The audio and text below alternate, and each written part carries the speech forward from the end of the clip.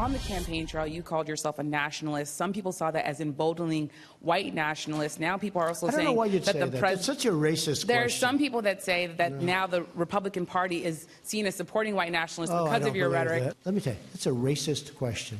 And Mr. President, I love it. You know what the word is? I love our country. Good for him.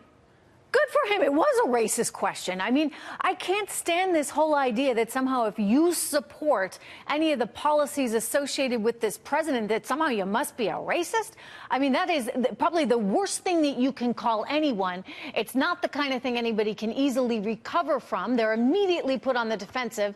And so good for him for turning it on its head today. That was a question asked by a PBS correspondent. Here with reaction, Fox News contributor Richard Fowler and conservative commentator and strategist Rob Smith. I mean, wow, right? He's turning, though, this whole thing on its head, because previously, I think people, the minute, you know, somebody's throwing out the term race, you say, oh, my goodness, well, I can't talk about globalism and nationalism in those ways because somehow that might invoke something else. And there's this sort of fear. I think back to Mitt Romney and how fearful he was of the press. And then you get this president saying, no, you know what? You're asking a racist question. Was he right? He was absolutely right. For me, I completely support the president pushing back on, you know, somebody basically calling him a racist, basically calling the administration racist. And what I think is really despicable that comes a lot from the media, particularly African-American journalists, who, by the way, I think do good work, is that they are goaded into always asking these racially loaded questions so that their outlet can push out something that has President Trump and racist in the same tweet. You've got an African-American journalist sitting right here next to you. So Richard, what do you say? A couple things. One, I know this journalist, Yamiche Alcindor at PBS, very well. I've known her for almost a decade. And I don't think that was her point at all when she was the New York Times. She was a great reporter. She's covered everything from Ferguson to Trayvon Martin to the presidential inauguration. She's one of the best in the business.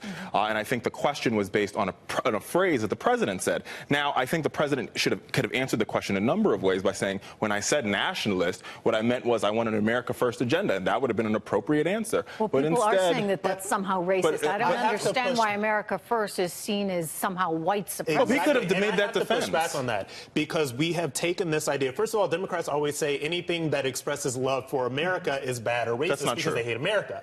But I don't hate America. We have turned this idea of being nationalist into loving America as something that is racist and that is something that is only, quote unquote, for white people or white supremacists. I push back on that. I was in the White House with hundreds of young black conservative people.